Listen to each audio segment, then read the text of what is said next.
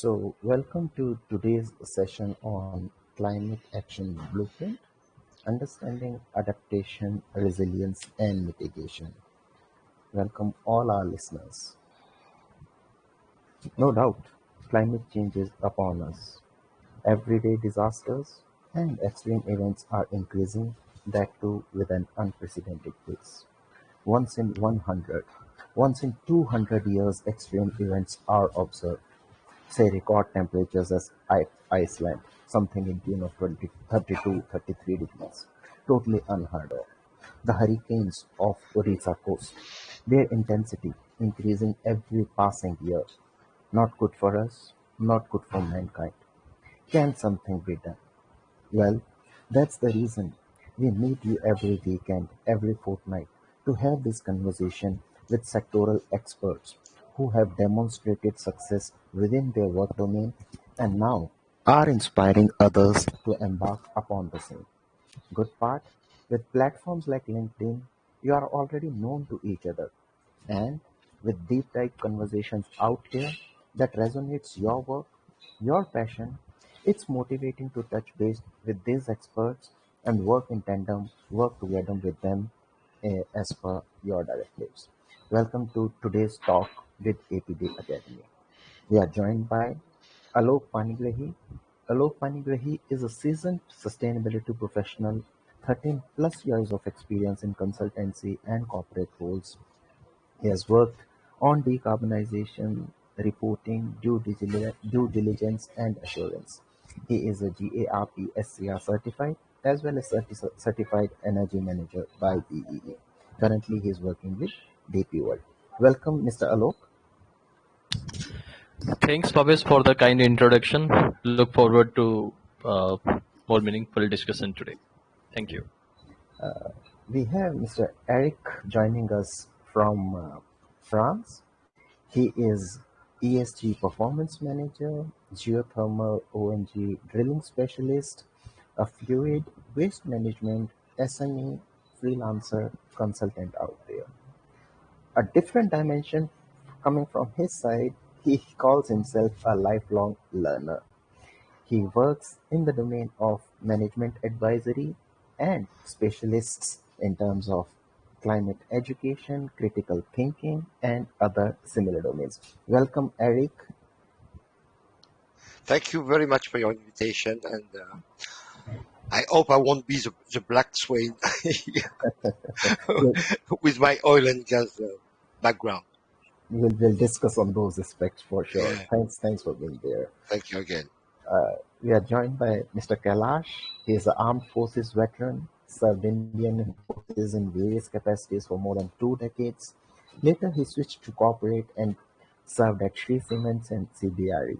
He is an accredited coach and certified organizational transformation orchestra.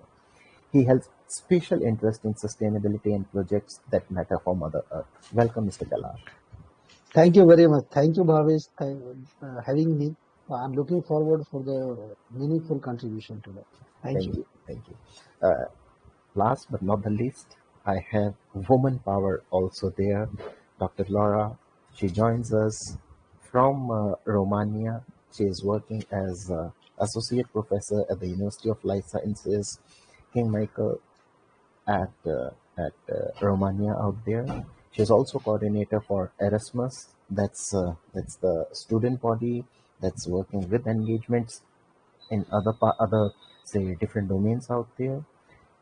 Her works on climate change impact, global warming keeps her bringing to India, Azerbaijan, Nigeria, say global south, and bringing in perspective from global north. We look forward to those insightful conversations. She is also uh, editor-in-chief of Research Journal for Agriculture Sciences.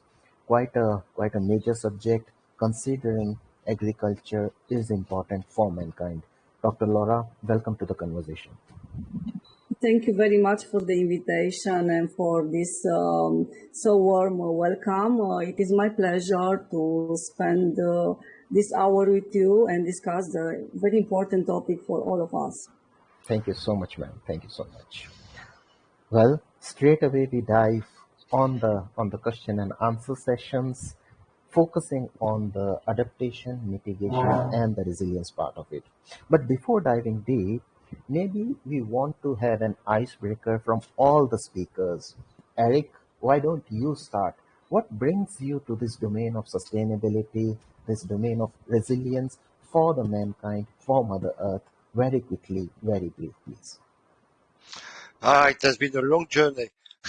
I was born in Brittany, a part of France which is surrounded by water. That's the extreme west of the continental Europe. Okay.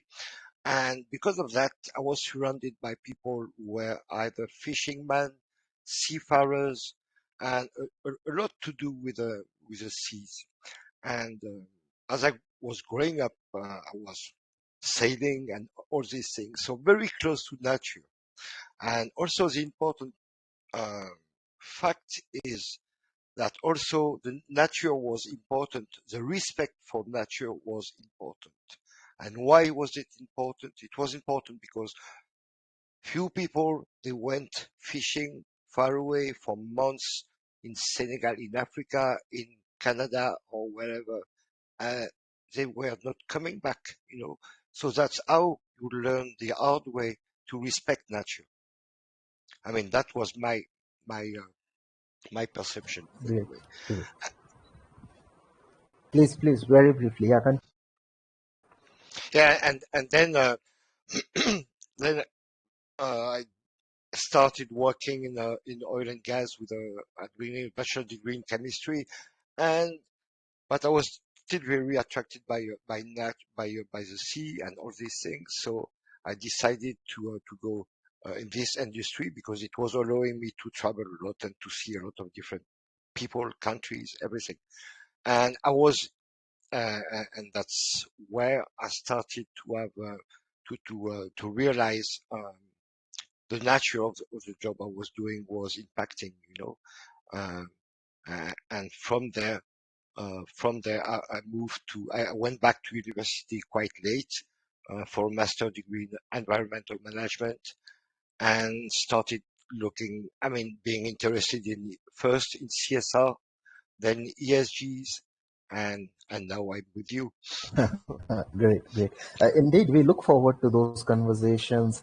How to derive more from the very domain of oil and gas, because that's a subject we seldom talk for, and our audience would be more than happy to learn more about as we move forward. I, Moving on to you, Alok ji. What has been your journey in terms of this sustainability domain? So, Bhavesh, I started my career with Adani Power, predominantly with a coal-based thermal-based power plant, where I was looking after operation of electric operation of thermal power plant.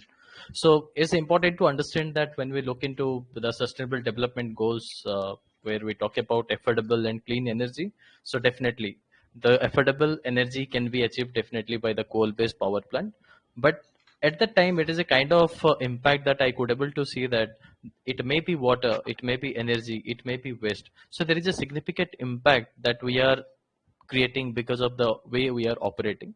So there is a lot of focus around how we can move to green power, how we can leverage what is there in the nature to make our lifestyle more sustainable.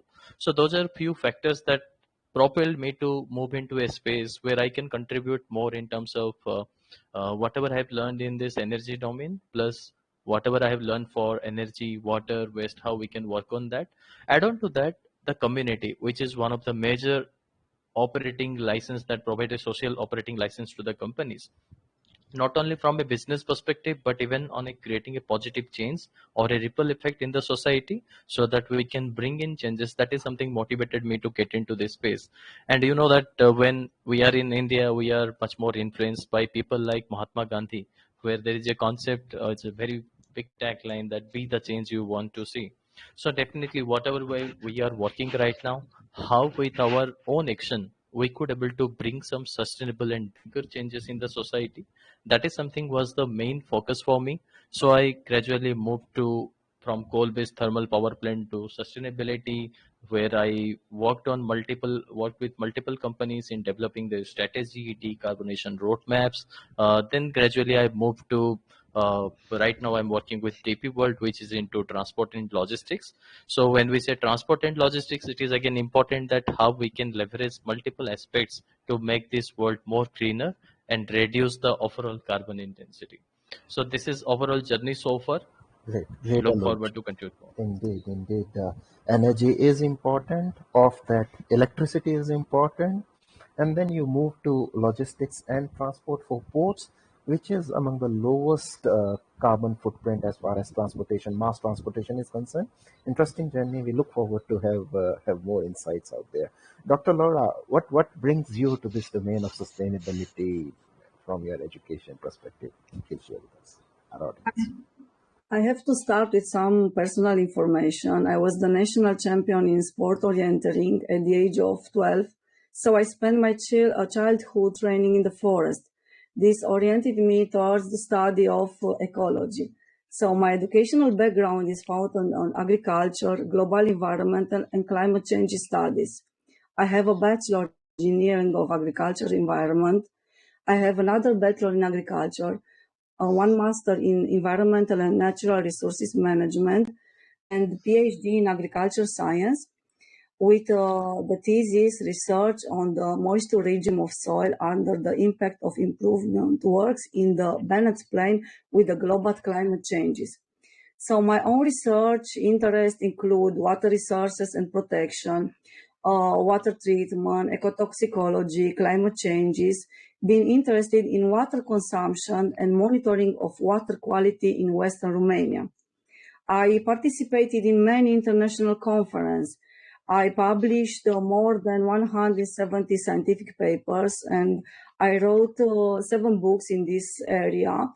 One of these is land improvement and climate changes in Bennett Field.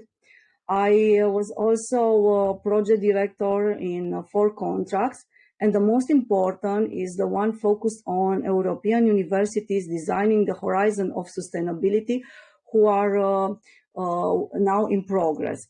I am also a member of many professional associations. The most important are Romanian Environment Association. I was secretary of this professional association, European Network of Environmental Professionals, International Union of Soil Science, Romanian Water Association. I was also interested about the research. I was vice dean on research. So I'm editor of different journals, Research Journal for Agriculture Science, Advantage Research in Life Sciences, International Conference on Life Sciences, South Valley University Journal of Agriculture, and now I'm editor at special issue at Agronomy Journal by MDPI, approaches to promote wider emergence of sustainable agriculture production. Briefly, that's me, and I'm very excited to be part of this panel today. Thank you. Great, great. Do share links to the journals. Our audience would be more than happy to Yes, yes, subscribe yes. to them and get to know more about it. Kailashji, no doubt, with your experience coming from Indian Armed Forces, you have already served. You have already proved your mettle out there. What brings you closer to Mother Earth in your second innings, I would say? Thank you, Bhavesh. So, Bhavesh, my journey to this field has been like an adventure. It's a full of tough times and chances to learn and get better. I saw that we need to work together to make a real difference. That's why I got inspired to team up with the others and tackle this big problem together. My journey, particularly to this domain, is new, and this is a catalyst for me by involving myself in the introspection which was prompted by the COVID-19 pandemic. COVID-19, we were free, and I was just thinking, what is this happening all around? And this compelled me to reflect on my own actions and their impacts on the environment. And really, I was motivated by this realization, and I embarked upon a journey of learning basically and self-discovery. Because before that, I was not much inclined towards this, but after this pandemic, I engaged with the resources like the World Bank Open Learning Sources, then United Nations Institute of Training and Research. I've done many courses from there. UNDP, UNFCC. So I learned a lot during this pandemic, and this inclination brought me to the platforms. I deepened my understanding of climate change, sustainable living practices, and imperative need for the renewable energy adoption. So, armed with this knowledge and passion, I become more proficient in advocating for environmental preservation and mobilizing others to join the cause. My main focus is to spread this word around about saving the Mother Earth, from the community members to the influential leaders I am talking now.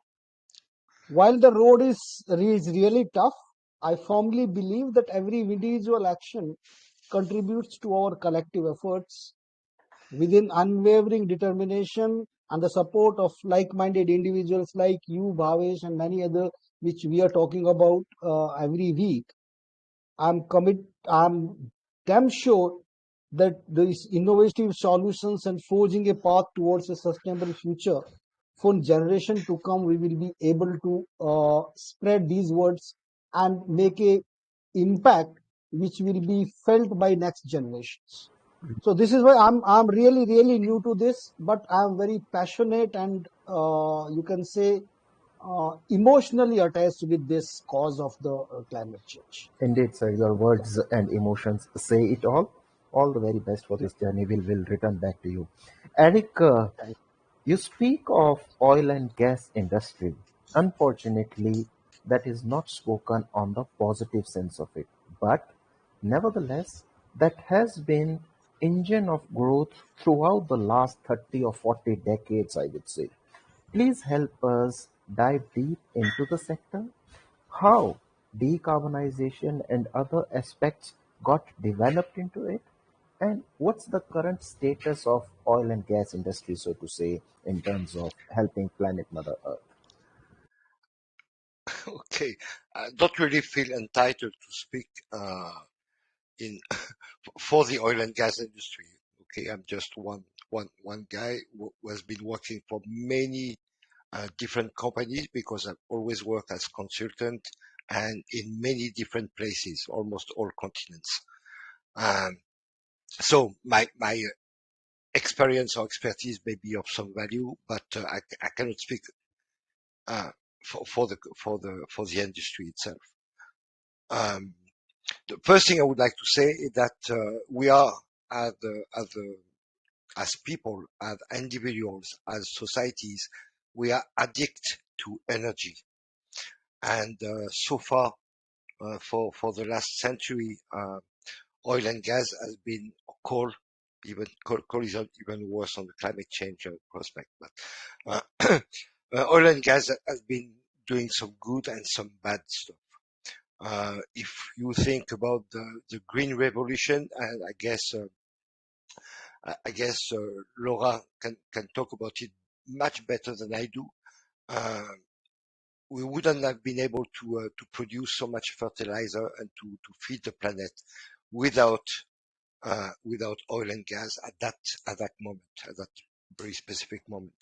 Now, what people need to realize that what we're addicted to is energy, not oil and gas. And what should I say?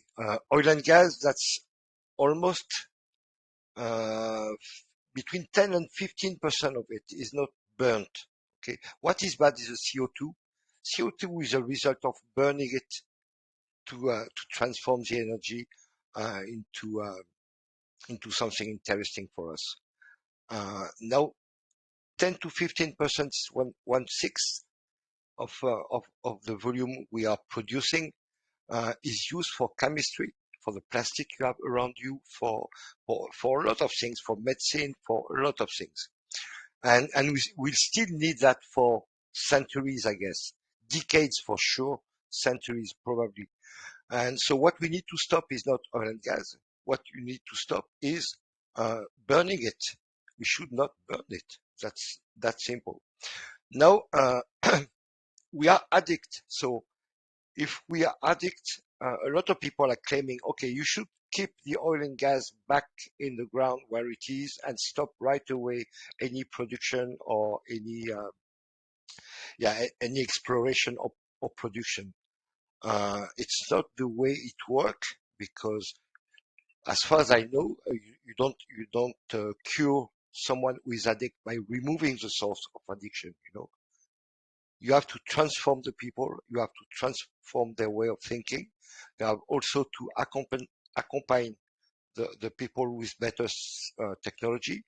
You have to teach them, and most of us are age enough, old enough, I would say, to understand that the way we were living when we were kids is not at all the same way as we are living now. I have kids, and they think it's normal when it's I don't know -10 outside. They think it's normal to have just a t-shirt in the house. It's not normal. It's not the way I've been brought up.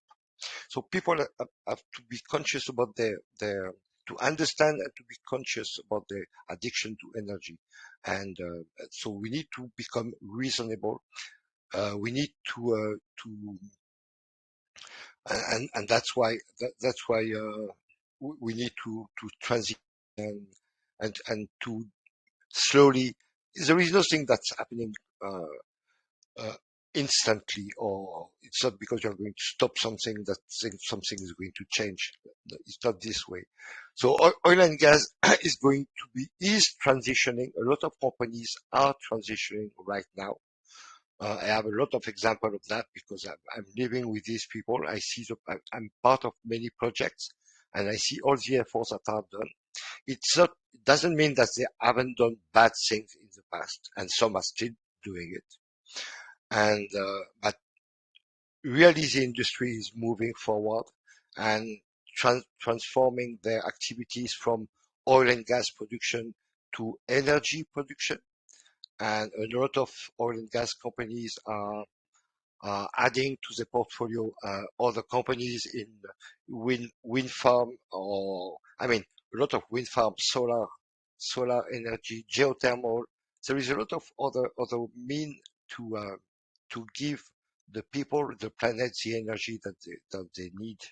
And just the last point, uh, I am on the right side. I mean, or the wrong side if you want. I am on the wrong side. I'm on the side of the people who have had this energy for decades and centuries, because I'm Westerner.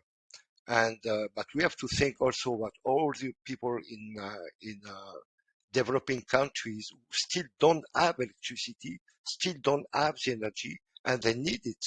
So we have to make sure that these people, we think about them, and we provide them with the solutions, or we help them to get the solution to transition fairly. Great. Uh, Thanks, Eric. that's what. Yeah. Thanks, Eric. We'll come back to you in terms of understanding this just transition perspective for the sector. Alok, you also spoke on same lines that you started with coal power plant. Obviously, energy is important, and that's what Global South is advocating for. But at the same time, efficiency out there is something that matters. How are you producing more given the same resources, given the same things? So please help us understand your journey and at the same time the sectoral journey, how it is progressing. Okay. So, Bhavesh, in terms of energy, we definitely understand it may be oil and gas, it may be coal, it may be solar. Energy is very much requirement. And just like I reiterated that Sustainable Development Goal 6 and all other different sustainable development goals is achievable when people will have affordable energy. Now it is important to understand that whether we can get a clean energy or not. So moving again back to the coal-based power plants. So we know that if you look into the recent developments after this ultra critical technology, the people have stopped going for further research in this field because ultimately everything stopped. People are trying to see that coal is a big demon and it is the biggest source of the pollution that we are seeing it right today. So I won't be a kind of advocate for coal because that is not right, but I would say you rightly said that efficiency is one of the very important part when we say coal based thermal power plant. People will be surprised to know that in a coal-based thermal power plant, which is a supercritical technology, the overall efficiency revolves around 30 to 35% only. So if anybody understands the Rankine cycles, the mechanical part, then they will understand that if we can improve the efficiency by reducing the impact in the condenser side, and we can increase the overall cycle, then the overall efficiency can be increased. So definitely many of the companies are doing a lot of activities around that, like retrofitting their boilers, reducing their specific coal consumption, reducing their specific oil consumption by means of changing the firing angles, by making the inner surfaces of the boiler little bit more, increasing the air fuel ratio so that it can be better way managed. So a lot of activities are happening. Add on to that, you know that if you look into the Indian context, to be very specific, the coal that is there in India is having very low gross calorific value. So there is a concept called blending of coal. So we are getting coal from other parts of the world where it is being blended and fed into the boiler. So again, it is one of the concept where we can definitely improve our efficiency. We can reduce our specific coal consumption. At the same time, we can manage the waste, that is the ash that is coming from the boiler. But what is important is we need to understand there is a just transition is happening not only globally but even in India. We have this our specific targets to increase our renewable energy portfolio to a great extent. So you will be seeing at many companies like Tata Power, Apraava Energy, there is EPD, everyone. They have stopped literally coal-based power plants, and many of our very subcritical units which are of smaller capacities, that is already on the verge of closer, because normally life cycle of a power plant is almost 25 years. So the main agenda what I just want to explain is there would be growth in terms of renewable energy, there would be growth in terms of nuclear energy, because in our last one conversation we discussed about the nuclear energy as well. But it is important that when we look into the supercritical or ultra critical or anything else we can do where we can improve the efficiency so that we can reduce our specific coal consumption, at the same time we will delve deeper into integrating more technologies and other apparatus so that we can harness more power from the nature by means of wind, geothermal, or maybe something like solar. So my only point is we need to have a balance every time. Efficiency improvement, reducing our own consumption would be one of the significant steps in doing that. At the same time, fuel altercations, like how you can use different type of biofuels. In India, there is a trial that happened with different NTPC and major thermal players, how they can use that savai grass, which is having a gross calorific value of almost 200 2,700. How they can blend that with the coal and use as a kind of a pellet, or you can how you can use the white coals that is called biochar or a kind of a biobriquettes. How you can diversify your fuel consumption so that we can get a little bit more greener energy overall altogether. So again, just coming to all the points, summarizing all the journey so far in terms of the thermal plant and others, many of the players are moving away from coal to green energy. That is the impact of the just transition, and it is very important for the world to survive. But whichever exists today, we need to see that how we can overall improve our efficiency by means of reducing our coal and oil and other consumption, and optimize the waste that is being produced, so that overall it is going to help in more into the climate mitigation and adaptation way. Great words of wisdom out there, Mr. Alok. So, if I may summarize, efficiency is the way forward, and if we implement resource efficiency, energy efficiency as far as our electricity needs are concerned, this is even bigger sector than entire solar energy combined as far as our kind of environment is concerned. I hope that's correct. And that too at a fraction of a cost. So people who are listening, please try to see how we can improvise on our energy demand, electricity demand. And this brings me to Laura, where you spoke of biochar, agri residue being blended into the mainframe feeders, into the coal-based power plants or so. Laura, agriculture is culture at least in India and many parts of the world for its survival. A good monsoon ensures that my economy goes by 1% of GDP up. I'm pretty sure that's true for your part of the world as well. Please help us understand the various intricacies of climate change and agriculture sector as a whole where we are heading. Unfortunately, also agriculture also contributes a significant share of the greenhouse gas emission.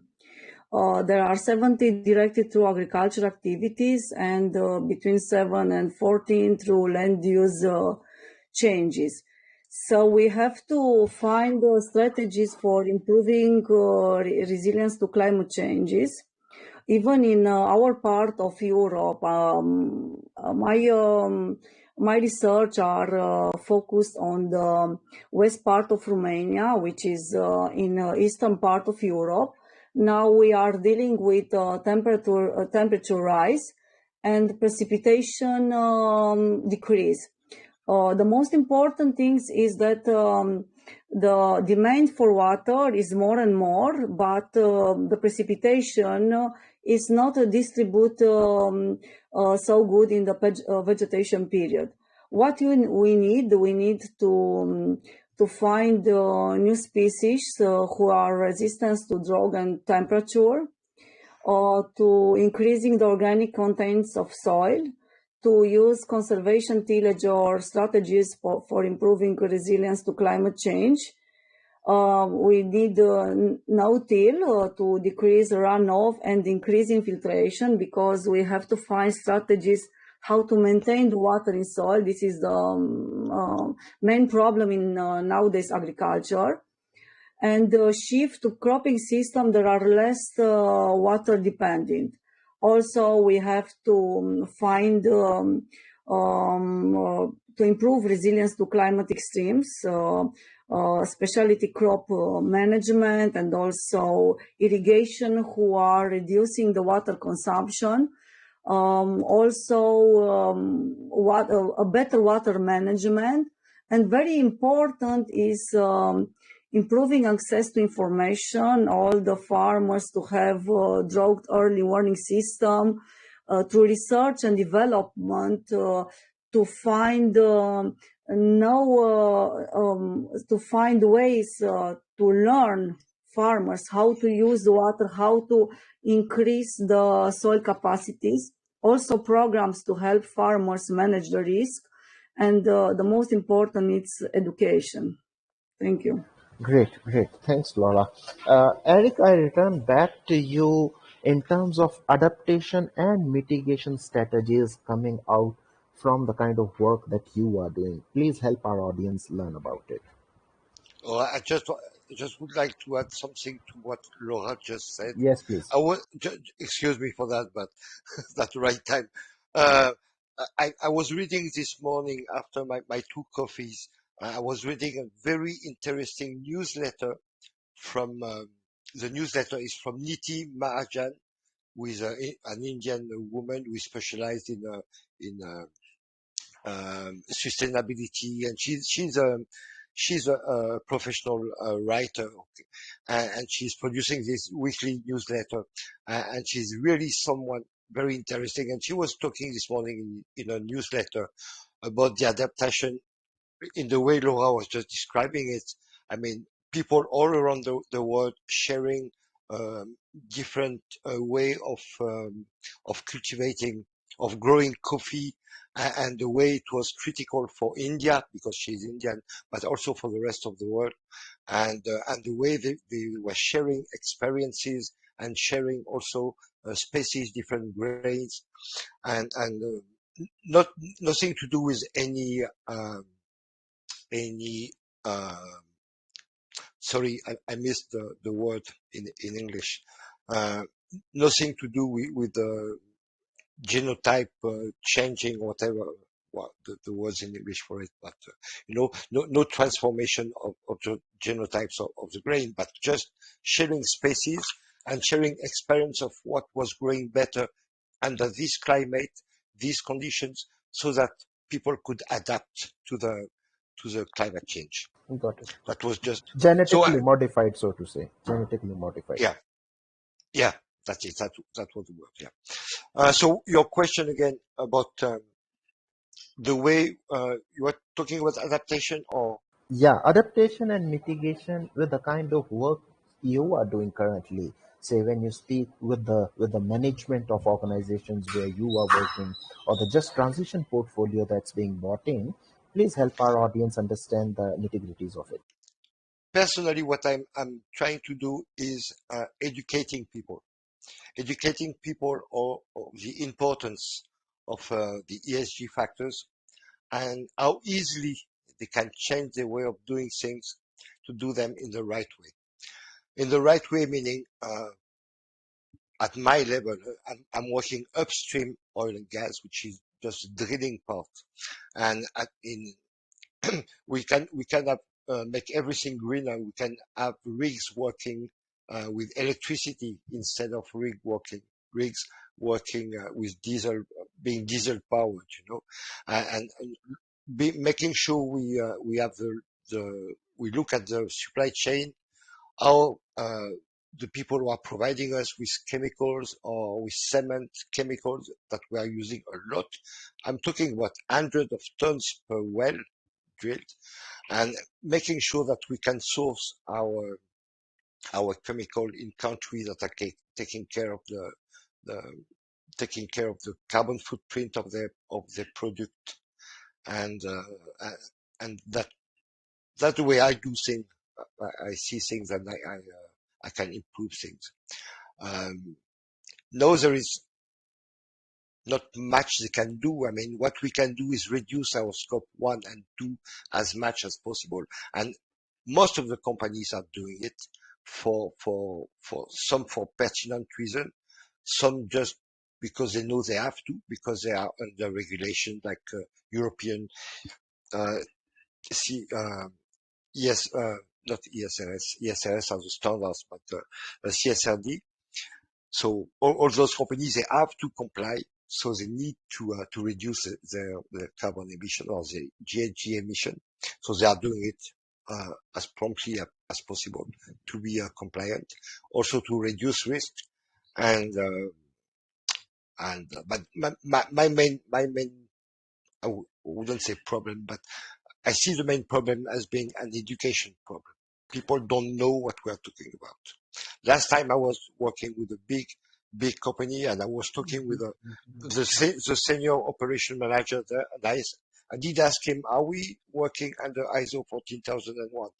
And the guy just stared at me and said, I'm not sure, I don't know. You should ask the HSC department. And I was shocked. I was just shocked because we are working too much in silo, and people are not really concerned. Engineers are just doing their engineering stuff, and HSC people are just doing the HSC stuff, and there is no communication. So that's what needs to be improved to be able to go further and for a better future. Uh, That's my opinion anyway. Thanks, Eric.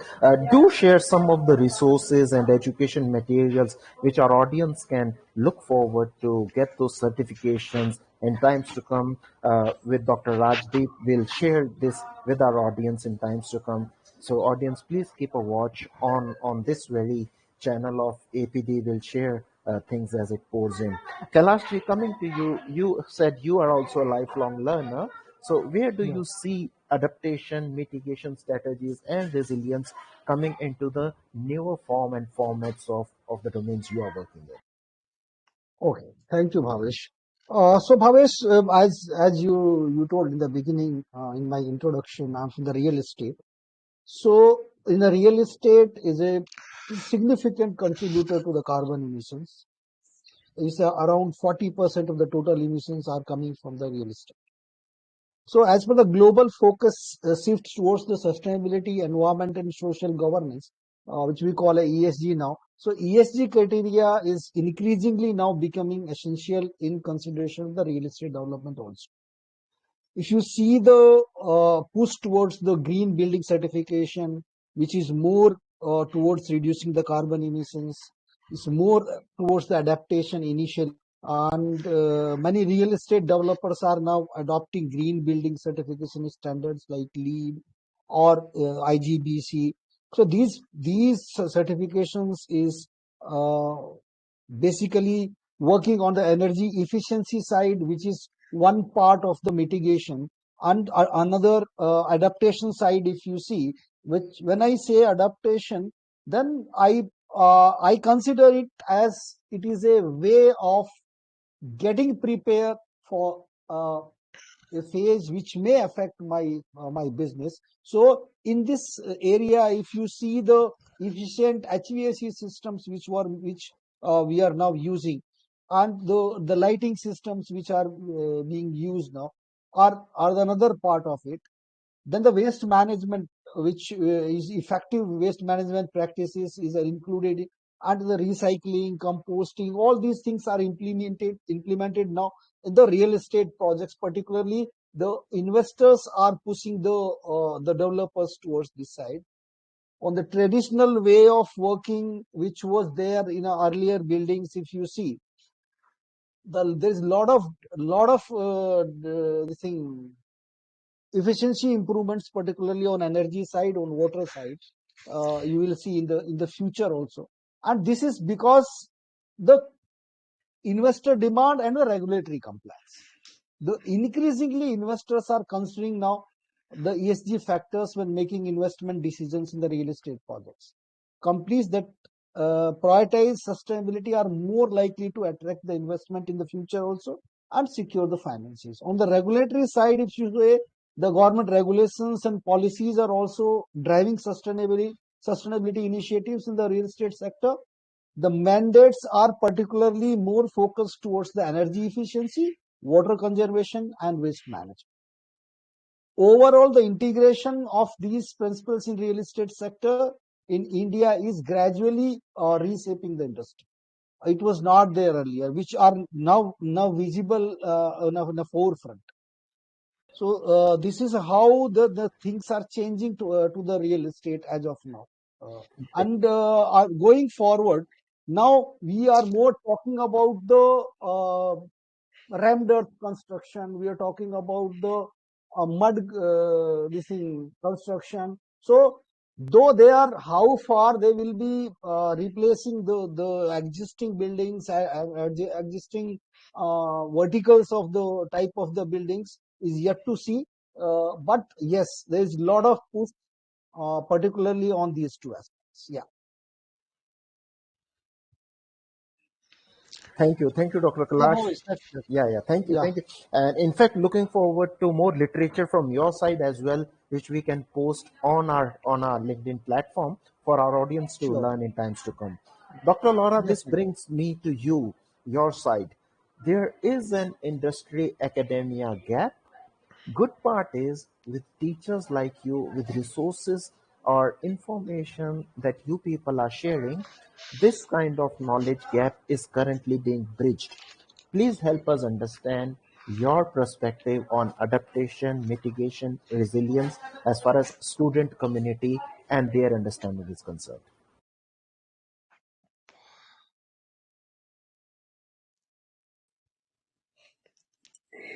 As technology continues to evolve rapidly, the bridge between academia and industry becomes increasingly crucial. How can we build this bridge between them? By curriculum alignment. Educational institutions are updating their curricula to align with the latest industry trends and technological advancements. This includes incorporating courses on emerging technologies, practical training modules, and real-world projects to equip students with relevant skills.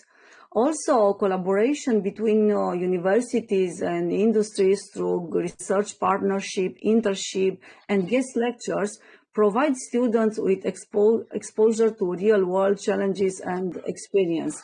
This partnership is also enables knowledge exchange and facilitate the transfer of technology from academia to industry. Also, skill development programs. Institutions are offering skill development programs, workshops, and certification courses in collaboration with the industry experts to enhance students' technical and soft skills. These programs focus on areas such as data analytics, artificial intelligence, project management, ensuring students are equipped with the skills demanded by employers. Also, we have to give them career services support. Universities are strengthening their career services departments to provide personalized guidance, job placement assistance, and professional development resources to students. This support helps students navigate the job market, polish their resumes, and prepare for interviews, increasing their employability. Also, the one important thing, what I heard also in this discussion, is about lifelong learning. So it's very important to have a constant learning in today's dynamic jobs. So universities are promoting learning initiatives such as online courses, professional certifications, and alumni networks.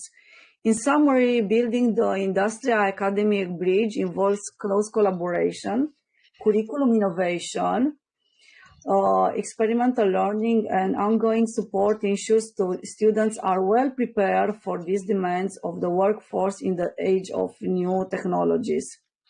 By embracing these strategies, educational institutions can foster a talent pipeline that meets the evolving needs of the industry and prepare students for successful careers. Great, great words of wisdom out there. Thank you so much. Alok, by the way, audience, you are welcome to raise your hand, ask questions. We are ready for that. Till that time, let me ask a question from Mr. Alok. You yourself has been an example of the very just transition portfolio that governments and other policy making institutes are speaking of. How do you see climate change adaptation mitigation being brought in within this portfolio and intersection of just transition, Mr. Alok? Yeah. So, Bhabis, before answering that, I just want to spend some time in explaining what exactly is this adaptation, mitigation, and resilience, because that would be for the wider audience so that they can understand what is the basic difference between all these things, because all these things are used so interchangeably that people normally confuse about what exactly these concepts are. So when we try to look into the mitigation part, it is all about what is the human interventions we can do to reduce the concentration of greenhouse gases in the atmosphere. So it is very much important. Why? Because we know that at present, whatever the carbon concentration is there in the atmosphere, that is leading to the global warming. Whatever change we are witnessing today, that is because of that. So what we can do by means of transitioning to low carbon source of energy, by removing any kind of carbon, by doing this plantation in the logistics sector, how we can move to road transport, to multimodal transport, or to railways, how you can optimize your journey, how you can increase your efficiency. All these things comes under the mitigation part. Now, most importantly, the adaptation and resilience. So adaptation and resilience is something is very unique and used very interchangeably. When we say adaptation, it is more about adjusting. Suppose anything is going to happen, how we will adjust to that specific change that will happen in our earth. Just like to give an example, uh, how exactly we can create a defenses against the in the sea by means of a sea wall to avoid the impact of the sea level rise. So that is more about the adaptation. Even if you will try to give an example of Japan, which is more witnessing too much of earthquake. No doubt earthquake is not a climate phenomena, but still the way they are constructing their houses so that they are more adaptable to the changes that is happening. So that is more about the adaptation. Now coming to the resilience, resilience is something is very important for everyone to understand, because once you mitigate something, you are adapting to something. Resilience is very much important when you are trying to recover quickly from the impact.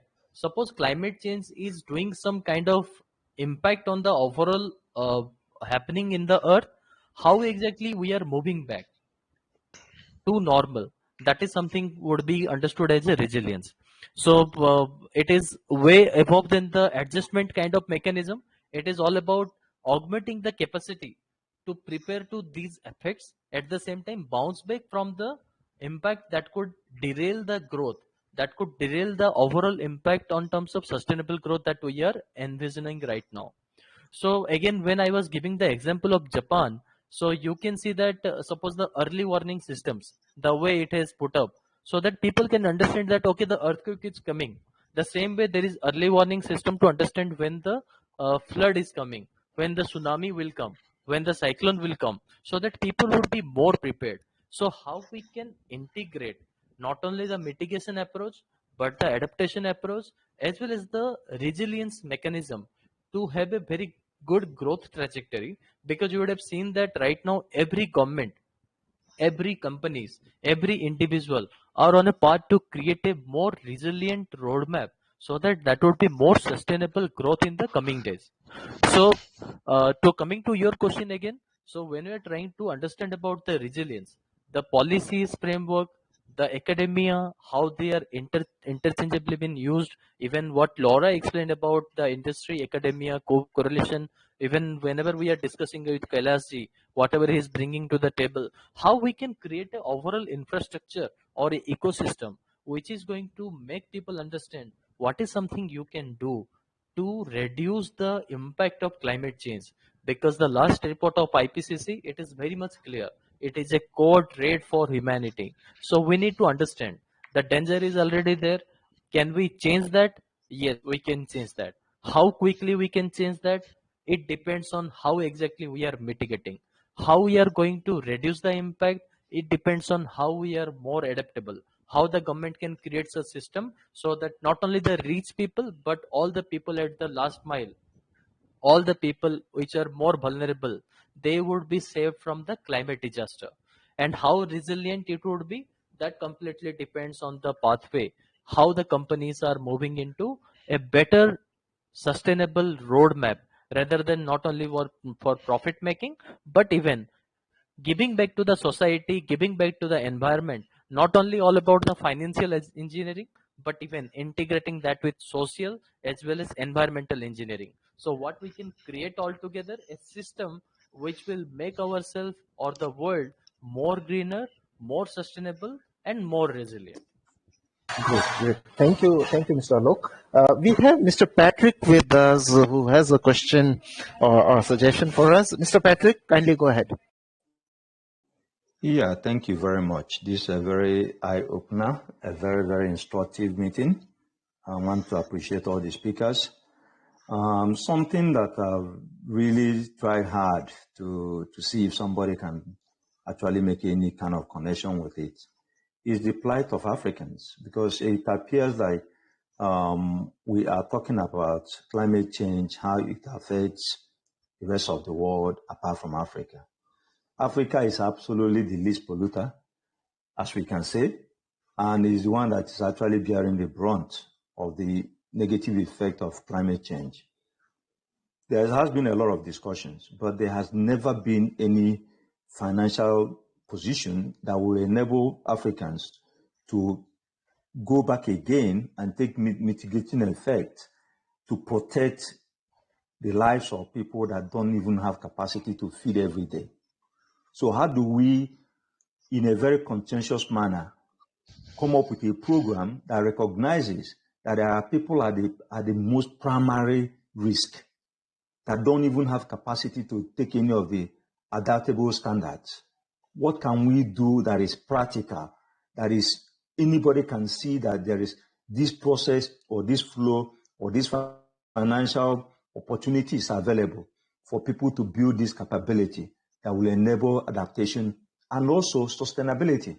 Because when there's any kind of weather impediment, lives are lost. A lot of lives are lost. There is no early warning system. There is nothing. So how do we build this? Understanding that if Africa start polluting the same way every other nation pollutes, every other nation will have a more problem than Africa. So how do we, in a very constructive, innovative manner, put things in, not just talk, not just coming up with buzzword, we are going to, how do we place that opportunity available, that those that can access it and create more opportunity for people to have climate adaptation? Thank you. Quite moving words out there. Any speaker want to comment or share their insight for what Pat? I I can't share my insight about that if you wish. Just because half of my family is from Africa, and I've been a long time in my career was spent in Africa.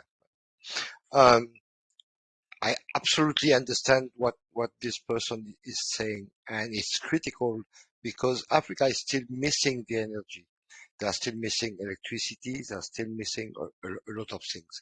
First, what I would say is that um, the United Nations decided to provide $100 billion per year to Africa. The money is there.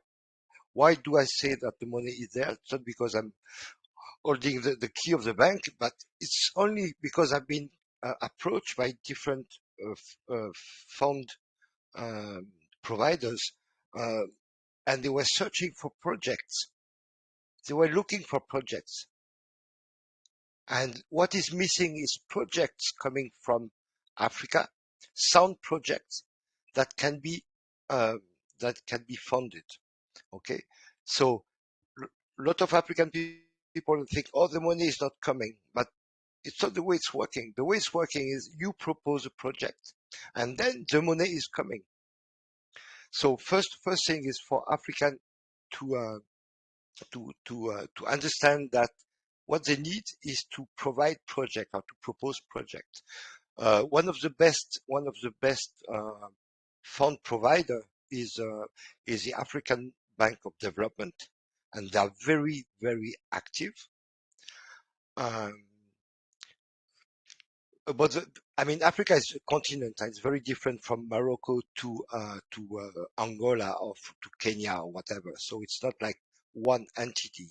It's 54 countries. It's not one entity, and so the problems are different and the solutions are different in every country. But Africa is moving a lot, and this there is a lot of solar stuff. Solar panels and windmills, and there is a lot also in Morocco. Sorry, in Kenya. Kenya is champion of all Africa and among the biggest energy provider from geothermal in the world. They are always growing. They are even teaching countries like Ethiopia or other countries along the rift uh, how to use geothermal to produce electricity. And from that, they don't only produce electricity; they also provide heat for culture, for greenhouse, and they can cultivate better. And I mean, a lot of things are going on in Africa. But I understand also people can question because I'm coming from with Thanks. my background, oil and gas background. People are also questioning. Westerners are questioning. Oh, you have to stop using oil, and they would like countries like Senegal to stop their exploration and production coming on the market this year or next year. And but it's all these people, they miss the electricity, they miss the energy, and they badly need it to evolve. Thanks, That's Eric. all I wanted to say. Yeah. Your words give hope. And Can I contribute also to this question? Also, as Eric mentioned, I travel in Africa with some a project with international cooperation, and also this was the problem what I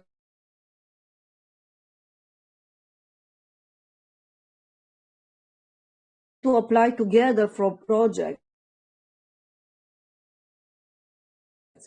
because it's very important to strengthen international cooperation to support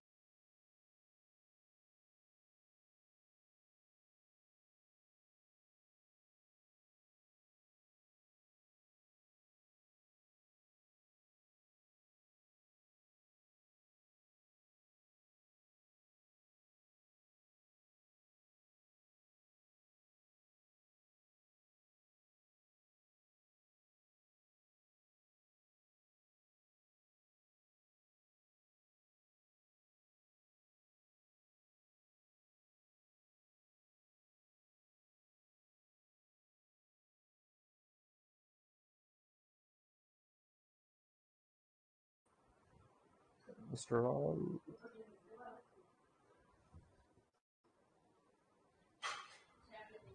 Yeah, Mr. Raul, please go ahead quickly. Yeah. Hello everyone. Thank you for this opportunity to address a few words. As my colleague Laura said, the projects, everything starts, of course, financial aid and support is very important, but everything starts from education. For example, this year we applied 2 capacity building projects, university projects with 15 countries, mostly from Africa, and one was on mitigation and climate changes education. How can they help these projects? By having money in the university to start research and to undertake classes and education to raise the awareness, first of all. Then let's not forget that there is a complex axe of a complex project called Europe Africa. And as mentioned before, there are a lot of funds at the Ministry of Education, Ministry of Energy. So I think that if we start educating the new generations, we may have a chance and to start teaching them to apply for projects and to build connections, international connections. I think that they could help a lot bringing money in their country by these projects and raising the awareness, but also doing something, doing exactly something, not only uh, having the lectures or learning about. They can be involved. We can raise the awareness within the society, and that would be a major impact on the new generations to come. Indeed, Thank you. indeed, Mr. Raul, indeed thankful. Happy to add on a bit out there. The thing like the Solar Alliance, the International Solar Alliance, is working in this very direction by not only enhancing capacity at the African nations, but hand-holding the Department of Energy in terms of getting best possible renewable energy projects at their doors. So that's one avenue that all can look forward to in terms of implementation. Another good part is that they're having localized uh, contests, so to say, where local technologies embedded with more learning coming from global north can be put to the country's use. So all the people who are looking to global south, developing nation, renewable energy portfolios, ISA is one portfolio they can look forward to. Time is running short. Parting note from all of you. Eric, we start with you. 2 minutes, quickly, very quickly, parting note from your side on today's discussion. Okay, as discussed today, climate change is a very complex problem, but it's itself part of an incredibly larger puzzle. Okay, which I would call ESG factors, and all these things need to be addressed in a system thinking way. I mean, you need to have people educated to system thinking and understanding that a systematic approach may not be sufficient. It's not sufficient, definitely. So we need a holistic approach to all these problems. What I wanted to say too is that regulation is taking a large advantage in this race.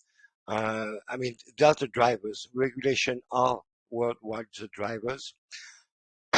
When you were asking what what was the proof of the world moving, I can see taxonomy popping up. Taxonomy is a way to classify the company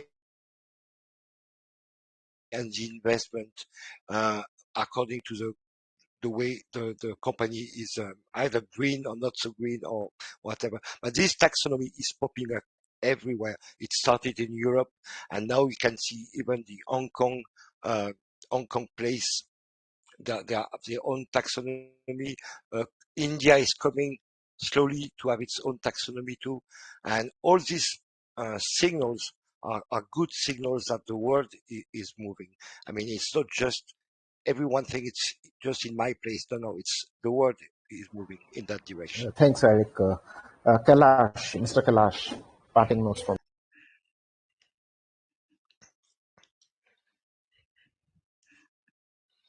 Mr. Kailash, you are around? Yeah, Bhavish, just a minute. Yeah. Can you hear me now? Yeah, yeah. Yes. So, Bhavesh, though the session of today, the main agenda was the mitigation, adaptation, resilience. As for me, all are interconnected strategies for addressing the challenges of the climate change and building a more sustainable future. My parting notes will be like the Patrick was talking about.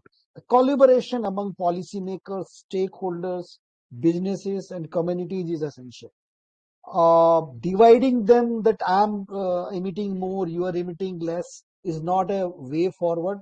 Collaboration, learning, effectively implementing these strategies and achieving meaningful progress is the way forward for combating the climate change. While finish my say with only three words, and that is you have to talk about it, you have to talk about it, and you have to talk about it. Because the education awareness, which I see particularly in India, is very, very low. So in every opportunity, wherever you get that opportunity, please talk to the people. Please inform the people how the things are going to happen in the near future. Uh, that's it from me, Bhavesh. Thanks, Mr. Kailash. Alok, Yeah. Mr. Alok, kindly suggest your parting note. Yeah. So quite inciting parting note by Kailash ji. So we know that this climate change is definitely one of the bigger concern today. So overcoming climate change will not happen overnight. So Yes. we know that people are creature of habit, and we find it very much difficult to change.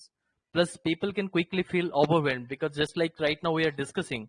So by the magnitude and complexity of the problems the world faces, people normally get overwhelmed. So this is normally called kind of the inevitable doom scenario and a kind of apocalypse fatigue. So, but what is important is where we can start. So there is a very beautiful saying that is called the only impossible journey is the one that you never begin. So we just need to start. In Government of India, we have a very beautiful framework that is lifestyle for environment. That is life. That is already there in the public domain. So let's go for that. Let's try to practice it every day and motivate our younger generation to go for and live for a better and sustainable life. And we need to understand that this transformational changes starts with taking responsibility and without underestimating the power of individual. So I would like to reiterate what Gandhiji had said, that be the change you want to see. And there is a beautiful movie that is The Dirt, I would say, which propelled me to join this overall stories around all these things and getting into the sustainable journey as well. So there is a story of forest fire where there is a hummingbird is there. So the story, if you will read, then you can see that the positive change starts with I will. So if we all can come together, give our little bit, just like even Patrick mentioned about what the Africa is facing, the same way India is facing, the global south is facing. And because we are all interconnected, it may be global south, maybe the north, everyone is facing the impact of this climate change. So it is very much important that we imbibe the very in philosophy of Vasudhaiva Kutumbakam, that is the earth is one, and embark on a journey where we can contribute for us, for our family, for the world, to make this world a better place to live and a better sustainable, and to create a better and more sustainable world. Thank, So thank you, Mr. Alok. Yeah. Dr. Laura, parting notes from your side. I will be very, very short. I always start teaching to my students with a question. The question is not if there are climate changes. The question is, when do we start to live sustainably? Let's all live in a healthy planet. I will not mention, as my colleagues today mentioned before me, let's live in a healthy planet. Thank you. Great. Uh, so, thank you all the speakers for joining us, sharing your perspective with respect to the works you are doing and how it correlates to the adaptation, resilience, and mitigation work out there. Next week, we have the big switch renewable energy solutions for climate goals. So all the audience, kindly join us. We bring in more speakers and more perspectives out there. Till then, let LinkedIn be a platform to interact with all the good speakers out there that we had today. Learn from each other. Let's interact with each other and see what more common good can be done. Thank you so very much for joining in today. Looking forward to meet you next week. Thank you so very much.